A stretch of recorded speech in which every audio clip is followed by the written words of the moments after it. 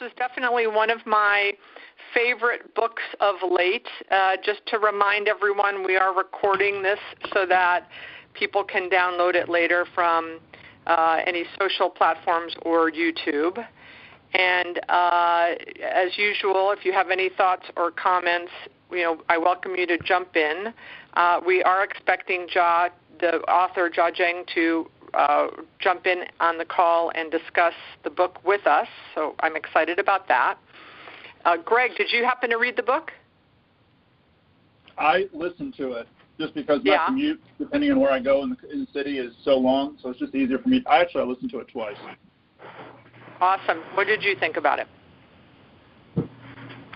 I think it's a message that can be related to any industry, anywhere in the world.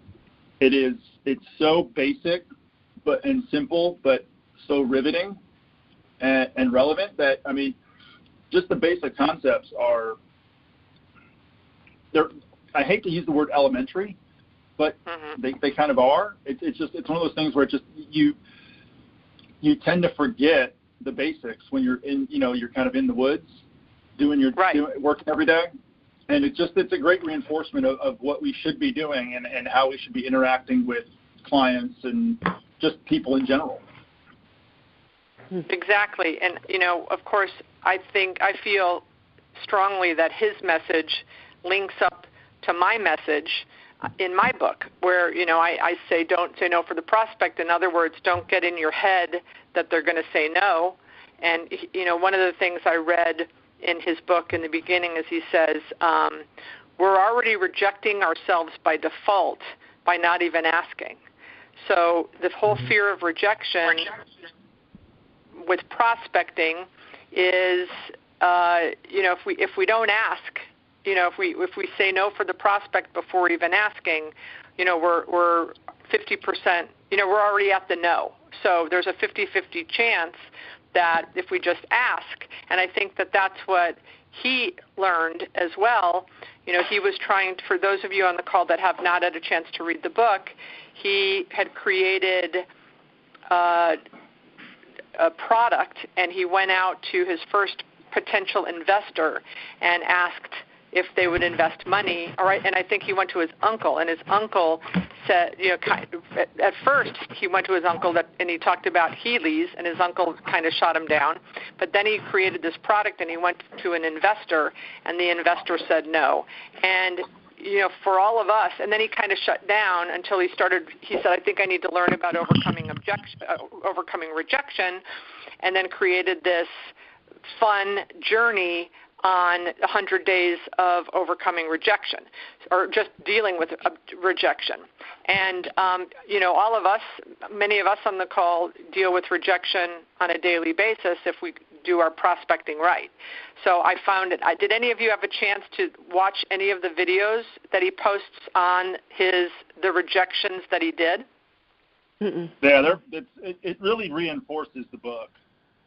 Yeah. The one I love the one where he set up the printer in the Starbucks. Did you see that? He says, people create products out of need, right? So he said, I've always been in a Starbucks and I've had to run over to a FedEx or a Kinko's to have something printed.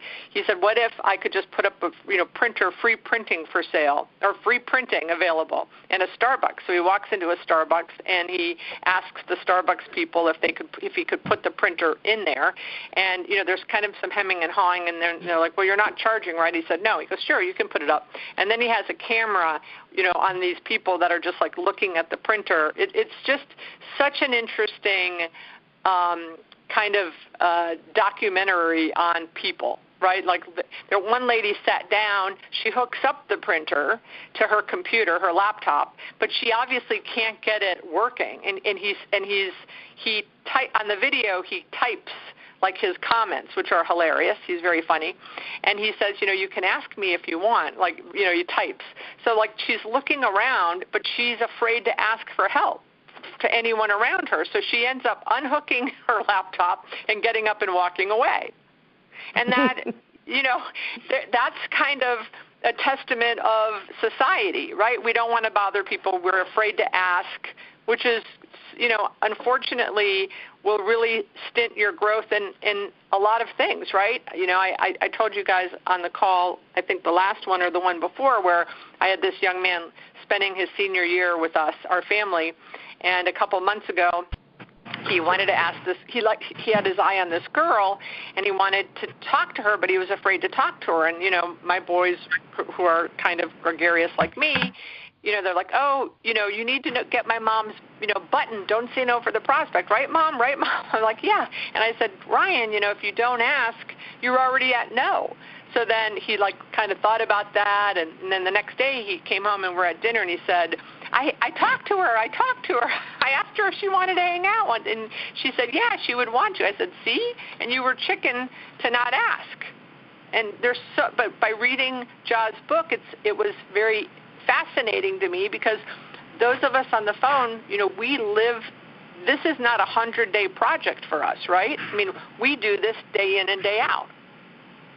Greg, right? Greg, how often do you prospect, Greg?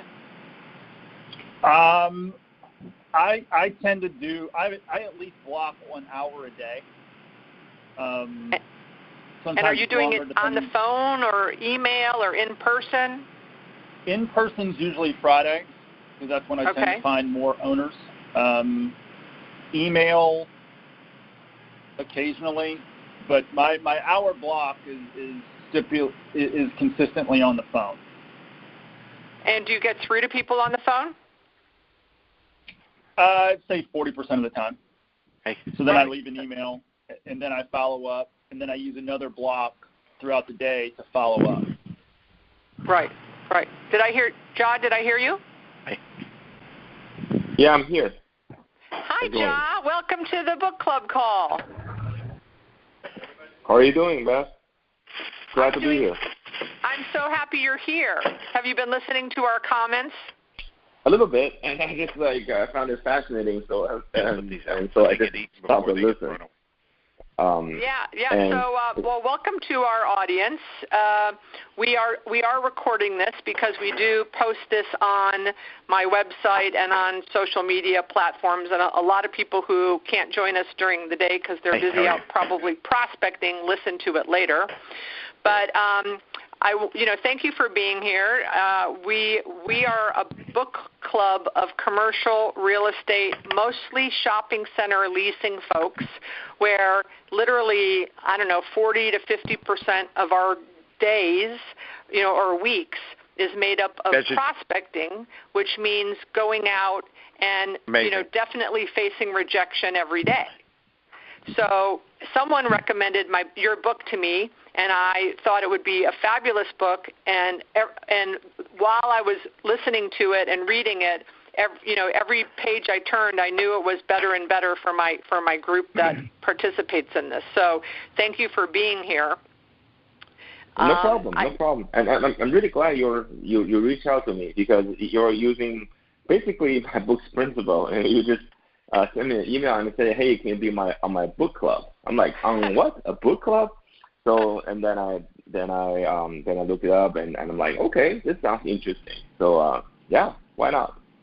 And for the audience, when I called John, we had a little pre-discussion, and he was like, well, tell me about this book club. And I said, well, I had Gary Vaynerchuk and Grant Cardone, and I had Jeb Blunt, and he says, how did you get those people? I said, I just called and asked. And he laughed. He goes, oh, you weren't afraid of rejection. I'm like, what are they going to do? They say no, but if they say yes, how great would that be? So certainly we just all got back, Jia, from a shopping center conference in Las Vegas, and I had seen on the agenda that the guy Marcos Lemonis from The Prophet was there speaking. And I normally don't go to the lunches where they have the keynote speakers, because normally I'm busy, trying to sell my shopping center space to retailers. But I have an event down in South Florida that is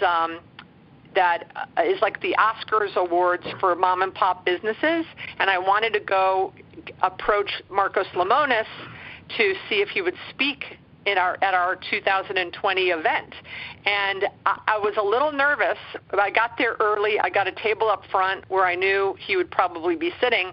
And then when he walked in, a bunch of people walked up to him to get pictures and stuff. And then I went up to him and I told him about the event, and he agreed to speak. He said, if you can work it out with my schedule, I would be happy to do it.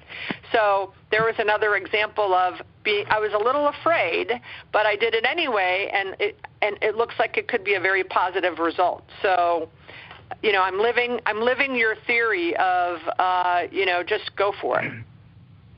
Yeah, absolutely. That's a great way to live, right? Who wants to live in fear all the time, thinking about how others would perceive them or things like that? Because if you do like that, if you're always constantly afraid of other people's rejection, then you're going to always have rejection. Because as you mentioned, you're going to constantly, first of all, reject yourself. Then secondly, when you make that step, you for sure get rejected once or twice, right? When you do it and then you get rejected, it just reinforces all your fear. You're like, wow, this is not good. I would never do that again for the next 10 years. And you never do it again. Yeah, so if you reverse the psychology saying, hey, I'm going to ask 20 and see how it goes and have some fun with it, you're going to get a lot of yeses. So it really depends on what you look at after after a rejection. So so I have 3 or 4 things I want to talk to you about, and then I know you want to talk to the audience as well. So my first question is this. This is my curious question. When you would walk in, like to the Starbucks or to the staring contest with the CEO, did you have your phone facing these people like they knew you were filming them right away? Yeah. So for some of these, actually the vast majority of these, I don't. I do have my phone. I hung it on my neck, and so basically, I don't want to do a hidden camera kind of thing because I don't. This is not something I want to do. But also, I don't want to put a camera in front of people or a phone in front of people so they know I'm filming. So I don't want to get people's reaction that way, right? So what I did is normally I just hang my phone on a lanyard, like like the one you would use at a conference. I would hang my phone on a lanyard and I walk around with it. And from outside, I'm this guy with no fashion sense, just wearing my iPhone on my neck. So as it turned out, it's my recording device. So. And then after you record them, do you then say, I just recorded this, and do you mind if I post this, or do they have no idea? Because I think, people, I've wanted to do this Which one are you, for flood? Excuse me, whoever's speaking, can you mute your phone, please? So the ones that, so do you ask them afterwards, I just filmed you, do you mind if I post this?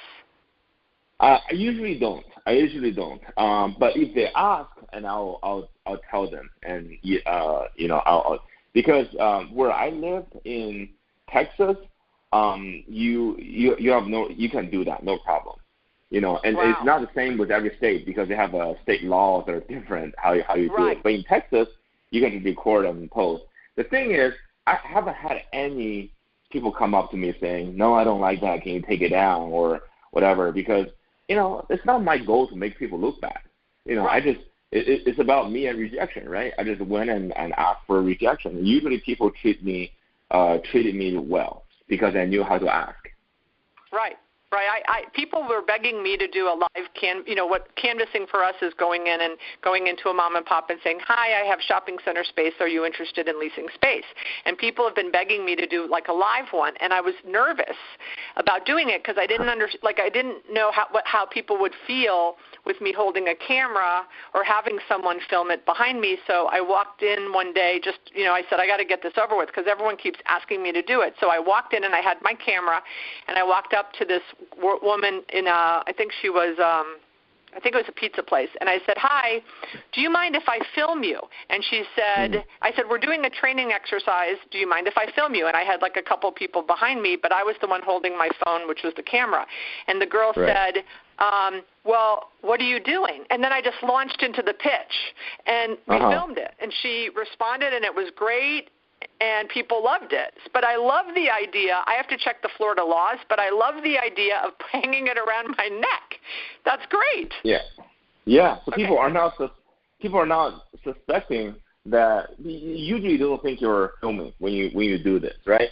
But if they find out you're not hiding it, and you say, yes, this is my blog for my training, that's fine. If they have objection with it, then I don't do it. That's fine. Right, for sure. And there are a lot of people out there. The two main things I got from the book that I've been preaching during the reading of the book, which I loved, the two main things were, one, don't argue, and you don't call it that. You call it, I think, collaboration over contention or something. That was one. And the other one is the detachment thing. Because when I go and canvas people around the country and I'm with them, they absolutely start arguing with the prospect. And I'm like kicking them. I'm like, back off.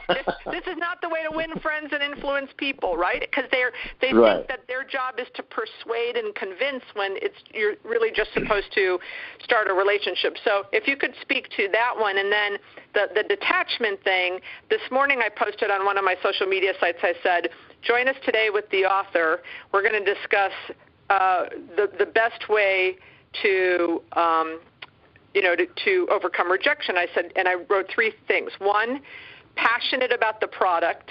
Two, embracing your position. Or three, detachment. Which one do you think it will be? And no one picked detachment. So let's talk about those two things in the book, because I think for this audience, they're crucial.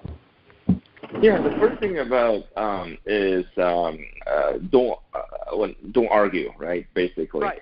And that's a natural reaction with anyone, because we have this fight or flight instinct when we meet an event which we perceive to be either dangerous or unpleasant, right? Mm-hmm. So your fight response is not throwing fits, but really to say, oh, you're wrong. How can you say no to me? It doesn't make any sense. Look at what I'm offering, right? Look at how hard I'm working. Look at this. This is a good thing. You should say yes, and then we're all going to be happy. So you have that instinct. Then you started doing. Then you started trying to persuade, and then sooner or later your emotions get involved. The harder you work, the more you get rejected, and your emotions get involved, and that you just go down more of a downward spiral. Because when your emotions get involved, your opinions actually gets entrenched, both of you, and then very soon you're not listening anymore. You're arguing. You're not trying to reason. You're trying to win. You're trying to win the argument. It's not just for you. It's also for the same. It's also for the other person. They're going to try to win this argument because they're like, I'm not going to be persuaded by you. I'm not going to be your silver tongue, and you're not going to change my mind. I'm not weaker than you. So in that case, it becomes this contest of will. And that's just not a good thing. So, the flight response, which is even worse, which is you just give up, right? Because you're not changing people's minds when you give up, but also you lose confidence that way. So I try to tell people, don't argue, and also don't run, and instead of be collaborating with the other person, and trying to find out why they say no, what their biggest concerns are, and how you can get a yes. So that's the first thing about why you shouldn't argue. The second thing about detachment is really funny because this is based on my own experience, and it's being proven over and over again, and it's what I tell people to do as well. That you should go into every situation. You should have a very high intention. You should be like, hey, I want to make sure I ask. Well, it's number one thing. Your intention is on yourself. I to make sure I ask, and to make sure I do a good job, and to make sure I explain myself well. That's your high intention. But your attachment to the outcome should be very low. You should try to get a yes, but if you don't feel bad about it. You're like, because in the end, no matter how persuasive, how good of salesperson you are, it's the other person's freedom to say no, and it's completely okay, because if they make that decision, it's on them. I mean, you don't want to be forced into a decision. Why would you expect to force other people into a decision? If you give people the freedom and space, then you have a conversation. What you end up happening is you have a sort of a detachment and also a sense of freedom, a sense of space, and respect, right. giving the other person. And the end result is usually you get more yeses that way. Right, and I think in the book it was interesting how you said the more detached you were, the more self-confident you were, and the more you could use humor and have fun with it. Because, and what I share with my folks is I say the bigger the pipeline you have, right, the more detached you can be, therefore the more self-confident you can be, and then the more fun the more relaxed you are, because when you walk into if you have zero pipeline, you have you have 3 or 4 prospects you're working with, and or cold calling or targeting or canvassing, the pressure and the desperation, they can smell it a mile away. But if you've been canvassing and cold calling and prospecting for weeks on end, and you've got a very large pipeline, your whole emotion and self-confidence will be stronger. Your self-confidence will be stronger, and your detachment can be more set, and that way you'll come across as, okay, if you say no problem, I've got 30 more people I'm going to speak to, and then you can have more fun with it, right? Versus being all worried, I've got to make this one work, and then that's when you start to get fidgety or nervous, and then the prospect's looking at you like he's uncomfortable, this isn't fun, and it's this vicious circle. So I loved the detachment thing, loved it. Yeah, and it's also sometimes you have to have a mental switch, right? Like before you go into a situation, you're trying to make a sale or make a pitch. I think about a switch you have to flip.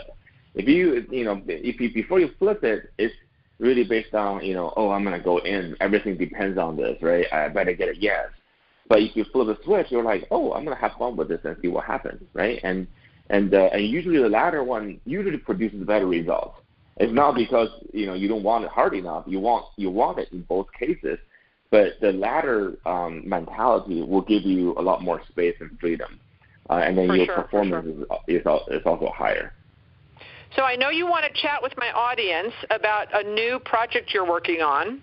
So this is your opportunity. So fill us in. I'm very excited. Tell us about it.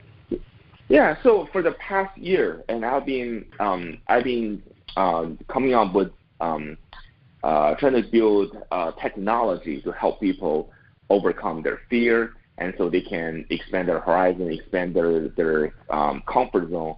So in the future, they go into situations like sales or making a pitch. They can have more confidence and have better success, right? So we've been testing different programs, and we found one that's actually extremely effective for people, And so, and Beth, I'm going to ask you for your assistance in this. So we're going to have like a week long of a rejection challenge.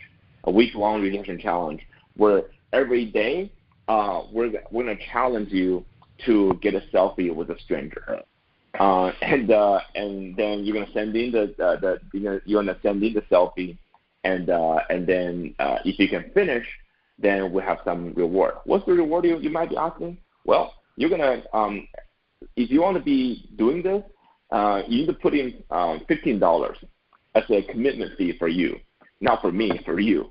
So if you finish, not only you get the money back, the $15 back, but also you're gonna win the money from the people who lose, who don't finish.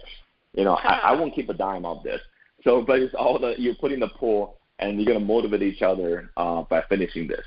So if you want to enter this week, and we've been doing this for months now, and people feel this is a transformative experience for them. And it sounds easy and maybe sounds hard. I don't know where your state is, But once you go through this, you will find the type of learning and freedom that you didn't feel before. So we're going to do this over text. We're going to send you a text to conduct this week. Mm-hmm. But if you're interested in doing this, Beth, do you want them to contact you, and then you can maybe in a few days give me a list of people who are interested in this? Yeah, for sure. I'm definitely going to accept the challenge. This sounds so easy for me, but maybe it will be. Maybe it'll bring me some surprising feelings or emotions that I'm not expecting. So I take on the challenge. So send me the information, and then anybody on the call that wants to join me in the challenge, I will send to Jia and his team the list of you guys, and then you'll send out to them the information that they need to follow through on. Yeah. So basically, I just this is done through text. So I'll be sending you guys text, right? Okay. So the information I'll need is your text number. So we'll be, sure. And I'll keep this all confidential. I'm not going to share with anyone, but we're just going to use this. So for me to personally send you, group text, and I'll send you rules and things like that. It's a lot of fun, and also as a bonus. I want my assistant Josie to do it. Right. Yeah. She's looking at me through the glass window, going, "What do you want me to do?" It won't be as easy for her as it is for me. Yeah, trust me, it's a lot of fun. And also every day I will send you some tips on how to do this. If you want me, I'll send you about these principles I talk about in my book, and I'm going to apply it to how you're going to do these selfies. So let me ask you a question. The goal is that you want to create a game app to help people overcome rejection, because when you faced rejection your first time, you went and tried to get help and couldn't find any. So here's my question.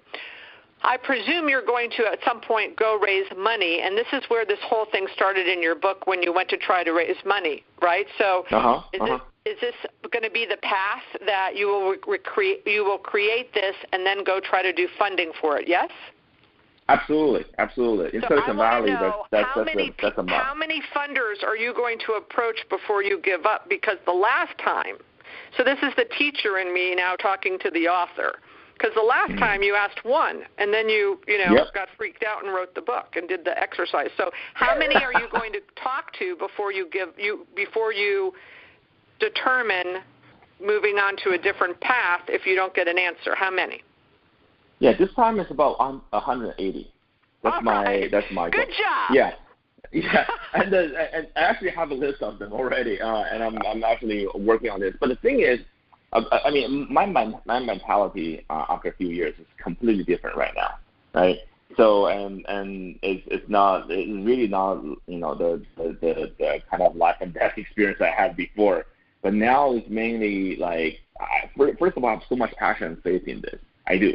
And this is coming from me, working with a lot of my fans and readers and viewers, going through this project. And people after they do this and they all told me, man, this is amazing, and I'm not only going to do this, I'm going to recommend to other people. So this gives me a lot of confidence. But also over the years, I've gathered so much information, so I can confidently go out. And also, I'm a changed person. I'm a changed person because of the things I have done, and these rejection challenges that I'm trying to get you guys to do. I'm a completely changed person. And what I want to say to my audience, because if there are any, a lot of them are very much like me, Jia, so I think that they're hearing you going, oh, this is a piece of cake. But I challenge all of them to do it with me, but I also will say to them, I'm going to nominate Josie, who's in my office, who's a self-proclaimed introvert. She will hate me for suggesting that she do this. She's looking at me through the glass, rolling her eyes. But everyone on the call probably has a Josie in their life. Maybe it's a spouse. Maybe it's, an assistant or a peer. So maybe there's someone that truly can benefit, will benefit as well. But there might be someone that, that says, I'm an introvert. I don't prospect every day. I don't go put myself out there for rejection. That they can include on the exercise. Right. And this is not just for salespeople. I mean, there are a lot of people who are, as you mentioned, who are not necessarily customer facing, and their jobs don't have to involve in trying to sell something that gets something in return every day. But think about it. We all are in the business of sales.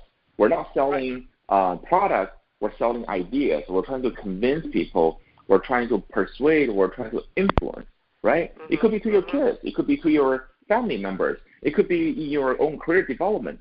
Sooner or later, you're going to have to say something that you want to someone, and the most optimal outcome is the other person says yes, right? So what I'm trying, but to get that, you have to be comfortable with no.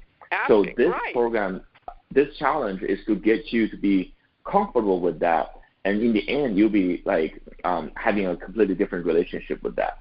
And so once we're done with the week, we'll see how it goes. If you're interested for another week, we can level this up, right? And just this I'm not here trying to I'm not here to try to sell anything, because I won't keep a dime of this, and you guys put it in the pool, and this becomes your motivation game. And all the money will go to the winning is if you finish everything. If you finish one per day for 7 days, the winning goes to you. And all I want is to help you guys to become more rejection proof throughout this process. Well, thank you. I'm also going to have my younger son do this. My older son, not a problem. But my younger son, we always say every day to each other, do something you're afraid of. So this will be a week of things he'll be afraid to do, but I think it'll be great for him. So, Jia, thank you so much for coming on the call. The rest of you stay on, because we're going to continue to have discussion. But Jia, guess what? Mm-hmm. Jia, guess what? Yes. Guess where I'm going to be? In Denver, and I just saw on my agenda for the NSA, the National Speakers Association, you're going to be there too.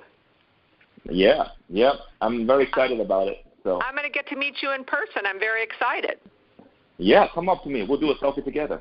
Yeah, I'll make Josie. Josie's coming with me. I'm going to make her come up and ask you for a selfie.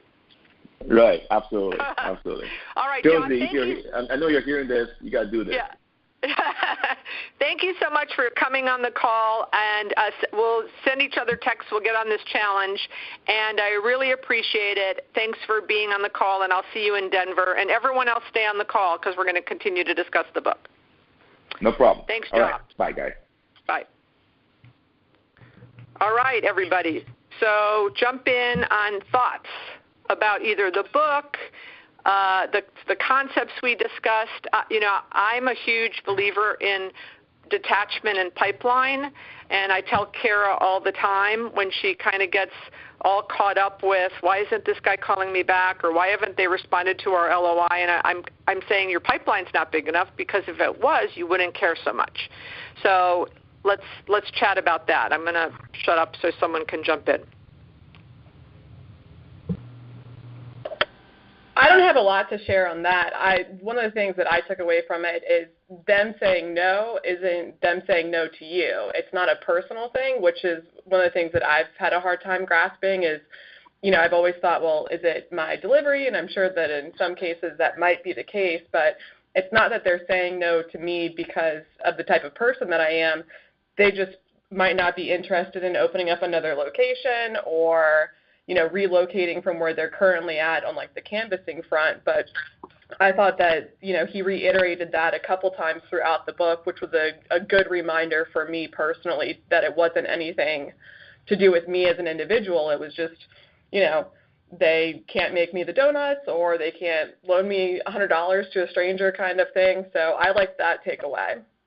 Yeah, and that was on my list to talk to him about, but I knew we were running out of time. And I think what his quote is, rejection is an opinion that reflects them more than me. right? And absolutely, they might just not have the capital or even the employees to expand, right, a lot of times. Now, what Grant Cardone will say is to make sure that you get that answer. Well, I understand that you're not interested. Can you give me some reasons why? And that sometimes is hard to do on the first canvas versus once you go in a second or third time, if you think it's a game changer. My belief is getting 5 no's before you give up on the prospect if you think that they could be phenomenal in your center. And 9 times out of 10, you guys have heard this, and I should just write it down so that I could repeat it correctly, but there was a Harvard study that said something to the tune of salespeople, 90% of salespeople ask once, 60% of salespeople ask twice, 30% of salespeople ask 3 times, 24 times, like 2% 5 times, and 80% of the buyers say yes after the 5th time. It's like that is staggering to me. But it is. I've experienced that on multiple occasions. I experienced that with a Costco deal. I experienced that with a Nevada Bob's deal. We experienced it with a gym up in Tampa where, it took us 4 to 6 times before the person, finally was either ready, timing is everything, or believed in us, or got to know us, or it just takes sometimes multiple, touches to get them to get their attention. So absolutely, I agree with that. That in the beginning, I think that when you're young, that was for me 30 years ago, but I definitely thought that it was probably a rejection of me instead of just a rejection of the suggestion or the idea. Good job. Thank you. Anybody else? Barry or Greg, if you're on the call. Yeah, Beth. I mean, one sentence that kind of stuck with me regarding the entire book says, when I was confident, friendly, and open, people seemed more inclined to go along with my request. Even if they said no, they at least stayed engaged longer to ask questions. And I mean, that kind of summarizes the book, but it really kind of encapsulates everything that I do on a daily basis. So it's just like that one sentence just resonated completely, and it was, I was kind of sold when I read the book and had to listen to it again. And I mean, it just kind of summarizes everything. And it just really describes exactly what goes on, from when you're dealing with rejection and how he overcame it and discovered what, through his anthropological study, how he overcame it. So, for sure. I loved how he said he's going to go after 180 funders because for us, look, I think if any of us people in leasing take this challenge, it's how easy is it to get 7 selfies with someone we don't know in 7 days? So easy.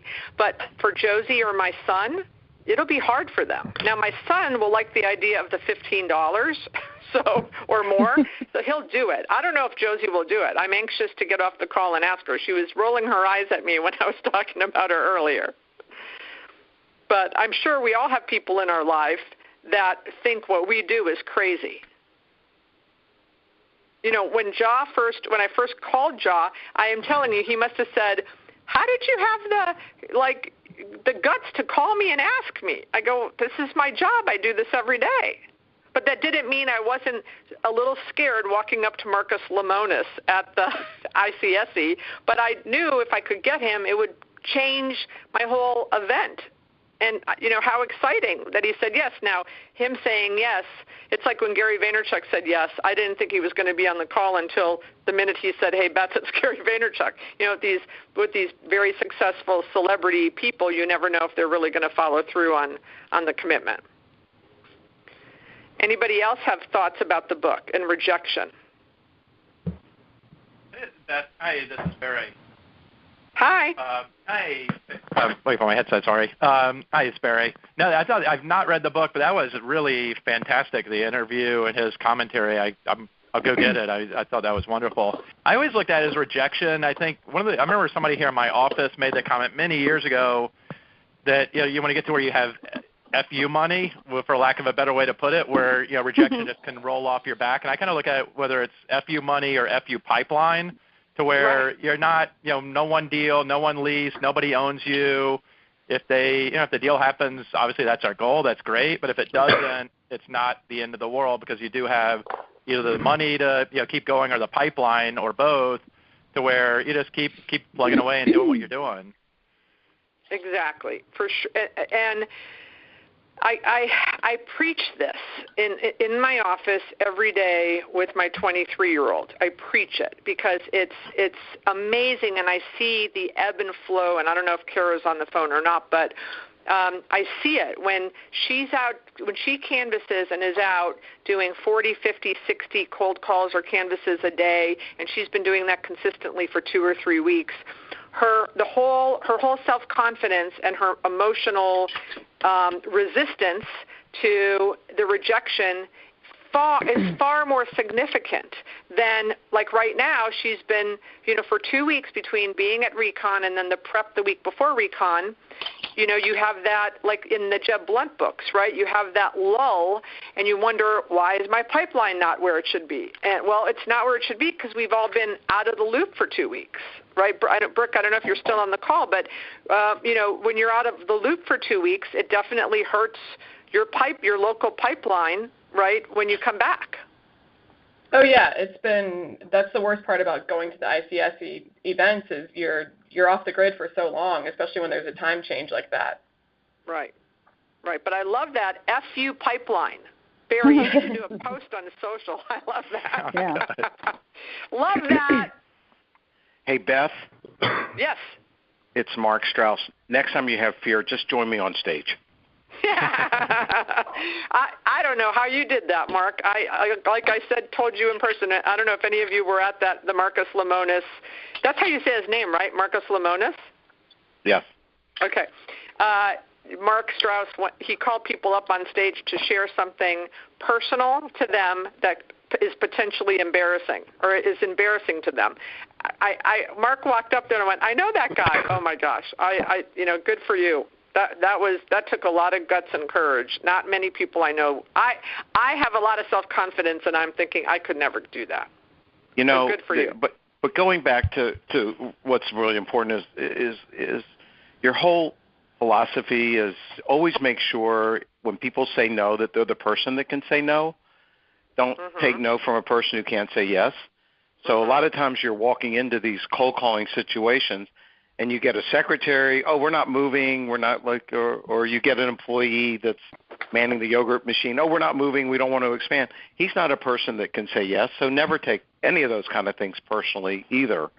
So it's just another cold call, and I think people, when I used to do a lot more cold calling, I had a decision maker checkbox and a non-decision maker checkbox. And I used to focus many more my stats looking at who the decision makers are and what my ratios were with them in terms of getting a yes rather than non-decision makers. And I think as you move forward in prospecting, that's something you have to do as well. And never take any rejection ever personally. It's never about you as an individual, or it's always about just a business decision. And that's how people, I think, should always have to look at it. For sure. And also don't discount, though, that there are gatekeepers out there. The better the relationship you have with the gatekeeper, the quicker you're going to get to the decision maker. And where I find a lot of people fail is they discount the secretaries or the gatekeepers or the clerks as someone that may not know, but have, Josie knows a lot more about what's going on in this office than a lot of salespeople give her credit for. And the ones that get through to me are the ones that treat her with respect, like she does have, a stake in the decision. So I agree that you want to definitely get the decision maker eventually to be giving the comments, either making the rejection or not, but don't underestimate the power of gatekeepers. No, I agree with you. Don't want to do that. Yeah. 100%. And unfortunately, I'm having a situation now where someone is trying to go around someone on my team, and it's not working well for that person.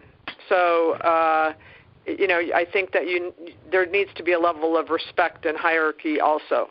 You get to the decision maker quicker when you do that. But I think it is just a business decision, and again, timing is everything. A no today might not mean a no in a month. Any other thoughts as we are nearing our 12:50 countdown? Beth, hi, it's Kelly O'Mara. How are you? Hi, Kelly. How are you? Welcome. I'm good. Thank you. This is my first call, and I'm so glad that I joined it. My situation is that I am currently looking for a new position. I'm a retail property manager. So when I was talking about, or when they were talking about detaching from the situation and not taking it personally, in my situation, that's very, very hard because I'm thinking I'm sending you these resumes and it matches perfectly with the qualifications they want, and nobody calls. So that's the trouble that I'm having now. And I, sometimes feel like calling them and saying, "What is wrong with me?" that you don't want to call me. So, do any of you guys have any kind of advice on how to accept that kind of, and I'm going to call it rejection, although it's not personal, maybe a professional rejection? Well, let me jump in, and then I welcome other people's comments too. In the past, I have put out positions for whether it's internships or social media people or property manager people, and sometimes I'm a little more. I bit off more than I can chew. For example, I put out a posting for internships. I got 50 people that responded. I started working on it, responding, and then I got busy and I didn't come back around. And I'm sure that 45 people think that I've just rejected them, but in essence, I have no idea that they sent it. It just became. I thought it was a position I wanted to hurry up and hire for. And then it got to the bottom of my pile because other things became more of a priority. So for one, I would say to you, do something, maybe send a shoebox with one shoe and say, I'm just trying to get my foot in the door, or something to get their attention. I tell the ones, I ended up bringing on 3 interns. The ones I brought on were the ones that kept reaching out to me respectfully, that kept reaching out. I'm sure you're very busy. I read that there's a shopping center convention coming. You're probably attending that. I don't want to bother you. Let me reach out to you afterward. Just things that they kept in the forefront of my mind, top of mind. So that's what I would do. I would not assume that they're rejecting you. I would assume that they got busy and the position wasn't like of a dire stress need where they had to drop everything and focus on it. It was just, it would be nice if we added this person, but if we didn't, I've got these other 10 emergencies or fires burning that I have to focus on. So that's my advice to you, is keep reaching out to the ones that you think are perfect matches, and just try to do different things, try to add value. If you want a property manager position, is there a way that you could go either see the property or go on the website or do a physical inspection or give them some, do some of the work in advance? Like I had a property manager once that wanted a job, and they sent me a property inspection of a property. Now, they happened to live in the market where the property was, but I hired them. I called them up and said, I'm flying you in to meet with me because, this was incredible. Right, and I've done that before after I've had like an initial interview and gone out and looked at the property just to get a sense of, the property and how it looked and kind of gauge the ownership's, treatment. But I wouldn't take the rejection as personal, even though I know it feels like it because you're the product, right? I just would take the rejection as something else is going on in their life. Does anyone else have other thoughts for Kelly? Hi, this is Tanya. I just met you, Beth, at Recon. I was sitting in your class, and then I live in South Florida, but I'm going to be attending your class. It's the 10th or the 12th of June? On the June 12th. Yay! Yes, I will be there, and I'm so glad that I jumped. I've been reading the book, and I loved it, and I have seen that this happens time and time and again, where people in our office, they don't have the confidence. They are kind of rejecting already automatically, like they're rejecting themselves.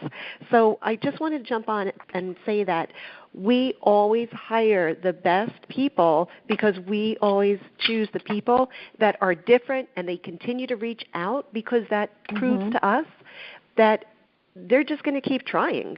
And I'm sure they're not knocking on our door only. They're trying to get in, and that's a win-win attitude.